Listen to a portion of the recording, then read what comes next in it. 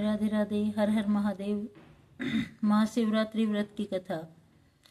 प्राचीन समय में एक नृशंस बहेलिया था जो नित्य प्रति अनगिनत निरपराध जीवों को मारकर अपने परिवार का पालन पोषण करता था। एक बार पूरे जंगल में विचरण करने पर भी जब उसे कोई शिकार न मिला तो क्षुधा कुल एक तालाब के किनारे बह गया।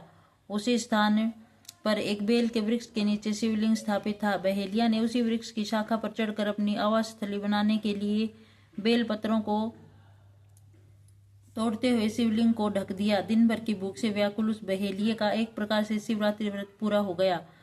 कुछ रात बीत जाने पर एक गर्भवती हिरणी उधर कुलांचे भरती आई।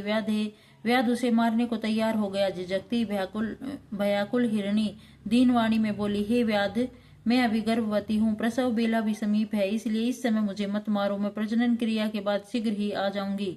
बहेलिया उसकी बातों को मान गया। थोड़ी रात व्यतीत होने पर एक दूसरी मृगी उस स्थान पर आई। बहेलिये के निशान साधते ही उस मृगी ने भी निवेदन किया कि मैं अभी ऋतु क्रिया से निवृत्त सकामा हूँ, इसलिए मुझे पति समागम करने दीजिए, मारिए नहीं, मैंने मिलने के पश्चात स्वयं तुम्हारे पास आ जाऊंगी। बहेलिया ने भी उसकी बात को स्वीकार कर लिया। रात्रि की तृतीय बेला में एक तीसरी हिरणी छोटे छोटे छोनों को लिए उसी जलाशय में पानी पीने आई।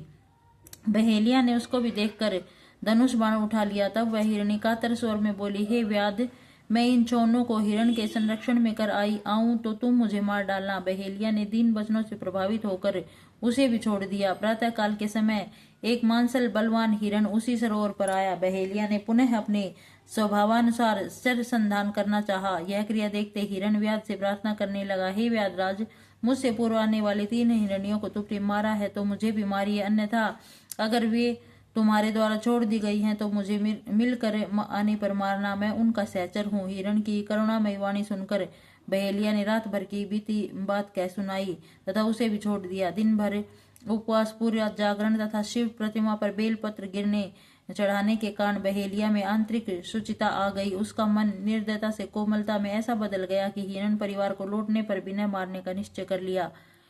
भगवान शंकर के प्रभाव से उसका हृदय इतना पवित्र तथा सरल हो गया है कि वह पूर्ण अहिंसावादी बन गया। उधर हिरणियों से मिलने के पश्चात हिरण ने बहेलिये के पास आकर अपनी सत्यवादिता का परिचय दिया। उनके सत्याग्रह से प्रभावित होकर व्याध अहिंसा परमो धर्म का पुजारी हो गया।